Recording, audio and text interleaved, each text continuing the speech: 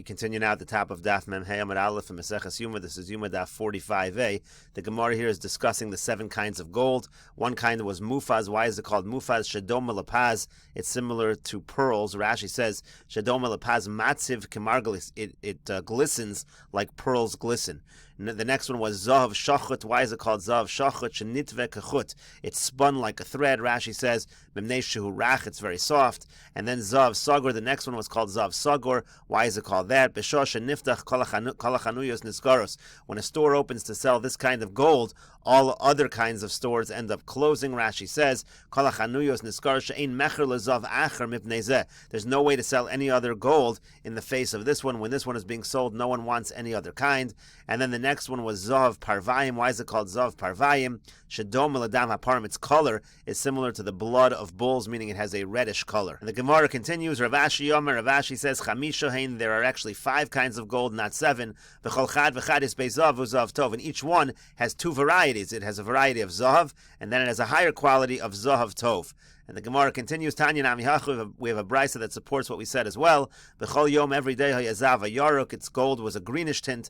V'hayom edom, today it was red. V'hainu zav parvayim, and that was called zav parvayim. Why? Shadom v'ledam aparim. It was similar to the blood of the bulls. Rashi over here says, Tanya Nami Hachu, we have a brisa like this as well. Dal shem shadom v'ledam aparim, nikra zav parvayim b'divrei hayomim. Since it's similar in color to the blood of bulls, that's why it's called zav parvayim in divrei hayomim. And the Gemara continues at the 2 dots, B'chol Yom Makrav Pras Shachris V'chulu. It said every single day they would bring half at Shachris, talking about the Ketores, and half in the evening. B'chol Yom Haisadaka. Every day it was thin, it was fine. V'ayom Daka Min Hadaka. And today on Yom Kippur it was super fine. Taner Rabbana, we learned in a brisa, Daka, it says in the pasuk it has to be fine. Matamad Lomer, why does the pasuk say that? V'alok Var Nemar, doesn't the pasuk already say B'shachakta Mimenu Hadek? You have to grind it down so it's fine. Why do you have to repeat yourself? Elolohavi Daka Min Hadaka. Again, it's to tell you that on Yom Kippur the Ketores should be super fine. And the Gemara continues at the 2 dots, quoting the Mishnah, B'chol Yom Kohanim Olin B'mizracho Shel Kevesh.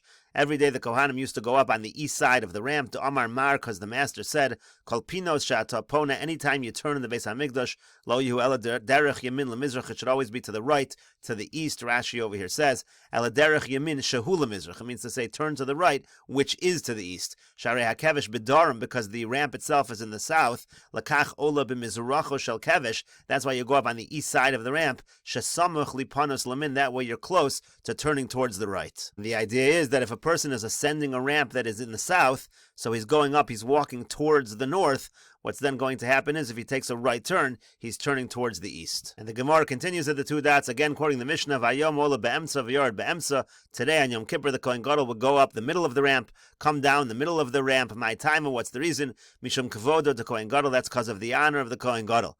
B'chol Yom Kohen Gadol Mekadesh Yodav V'raglav Min Akiyur V'chulu. It said again, every day the Kohen Gadol would sanctify his hands and feet from the basin. Now he uses a golden flask. My time, what's the reason? Again, Mishum Kavodo Shel Kohen Gadol, because of the honor of the Kohen Gadol. B'chol Yom Hayu Sham Arba Ma'arachos. It said in the Mishnah, every day there were 4 arrangements of wood on the Mizbeach. Tanu Rabbanon, the rabbis taught, this is a Tosefta, B'chol Yom Hayu Shtayim Ma'arachos Vayom Shalosh. Every day there were 2 arrangements of wood. Today on Yom Kippur there were 3.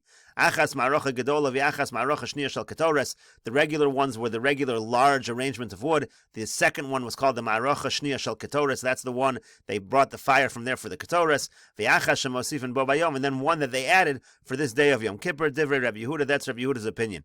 Rabbi Yossi Yomer. Rabbi Yossi says B'chol Yom Shalosh Vayom Arba. Every day there was actually 3. Today there was 4. Achas Ma'arocha Gedola. Again, one was the large arrangement. V'achas Ma'arocha Shniya Shel Ketores. One was the second one for the Ketores. V'achas Shel Kiyom Ha'esh. There was a third one for Kiyom Ha'esh. Kiyom Ha'esh means, let's say the fire is not strong enough, they would take from this in order to add to the fire. V'achas Shemosifin Bo Vayom. And then one that they would add on for Yom Kippur. Rabbi Meir Omer. Rabbi Meir says B'chol Yom Arba. Every day there was 4. V'ayom Chamish. Today there was 5.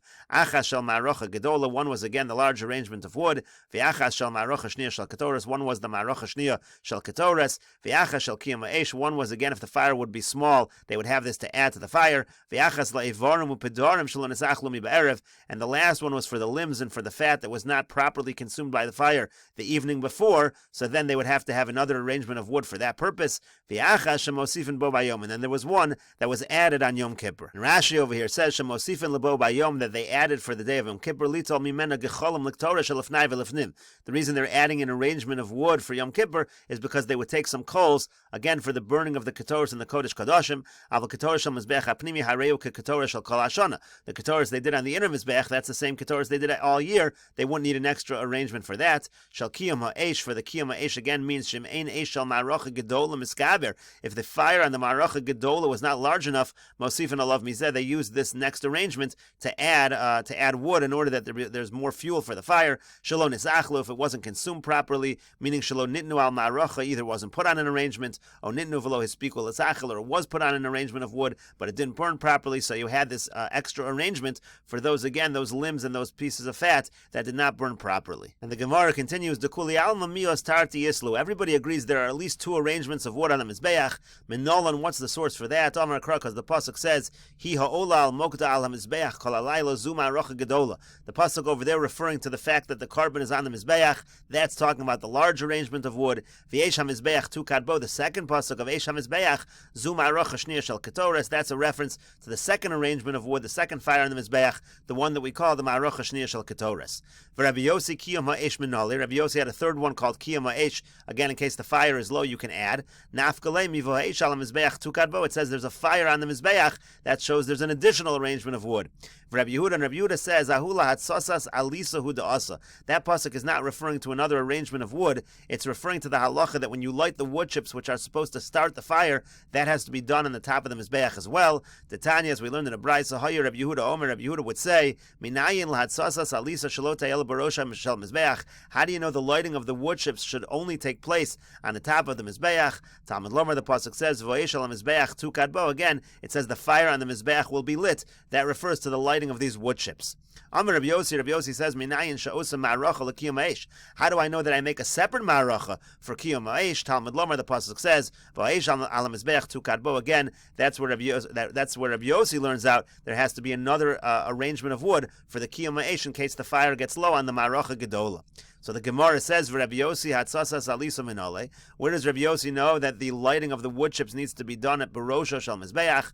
Nafkalei meheicha de nafkalei Rabbi Shimon. So Rabbi Yossi will learn it out from the same source that Rabbi Shimon has. The Tanya, as we learned in a brayso, v'nosnu b'nei Aaron hakohen eish al mizbeach. It says you have to put a fire on the mizbeach. Limeid al hatzasas alisa shalot ha'ela b'kohen kasher uv'chlishares divrei Rabbi Yehuda. Rabbi Yehuda uses this pasuk to tell you that the lighting of the wood chips needs to be done by a kohen who's kosher to serve, and it has to be done with clichariz, kalim that are designated for use in the Beis HaMikdash. Amar lo Rabbi Shimon, so Rabbi Shimon says to Rabbi Yehuda, v'chisala al daitcha, would it ever occur to you, shezar karev l'gavi mizbeach, that a non-kohen's allowed to come up on the mizbeach? Of course that's not what the pasuk means. That's too obvious.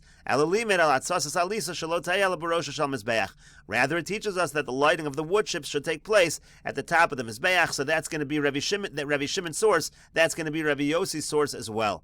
For Rabbi Yehuda, and Rabbi Yehuda responds again, isn't it obvious that a non-Kohen can't come up on the Mizbeach? No, you may hasam have amina koya arav ovid b'mapucha. I might think that the non-Kohen can stand on the ground. He won't actually go on the Mizbeach, and he'll use a bellows to fan the flames from the ground. The flames will be on the top of the Mizbeach. That's what I might think is allowed. Kamash Malon, that's why the pasuk is saying a zar is not allowed to be involved. It has to be a Kohen.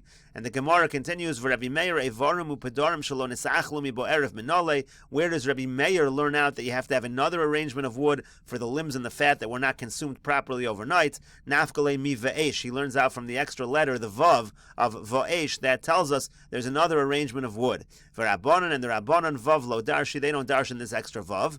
And the Gemara says, V'Rabbanan evarim upedarim shelo nisachlu mi bo'erev. According to the Rabbanan, the limbs and the fats that were not properly consumed, my avilu, what do you do? If you don't have another arrangement of wood, you don't have another fire, what are you going to do with that? Mahader luhu l'ma'aracha gedola. So the answer is they hold, you just go back and you put them back on the large ma'aracha, on the large arrangement of wood. The Tanya, as we learned in a brayso, minayin le'varim upedarim shelo nisachlu be'erev. How do you know that if you have limbs and fat that were not consumed overnight? And we'll take a look at a couple of Rashis over here. La'atzasa, so alisa lahatzis ben or ma'aracha gedola. That's to light the fire of the large large arrangement. Alisa Kismim Dakim, those are small wood chips.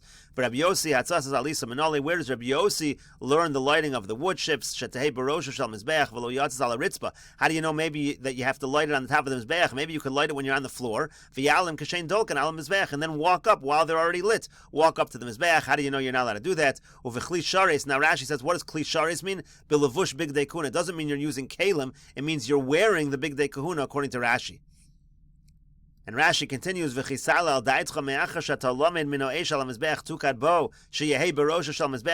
you're learning out from the pasuk of Ha'esh al Mizbeach Tukad Bo that it's on the top of the Mizbeach, do you need a pasuk to tell you it has to be a Kohen? Would anyone think that a Zar approaches the Mizbeach? Doesn't it say Achel Kli HaKodesh Ve'al HaMizbeach Lo Yikravu? They're not allowed to approach the Mizbeach. That's what it says in the pasuk. And we'll continue with this discussion in the next video on Daf Memhei Amud Beis.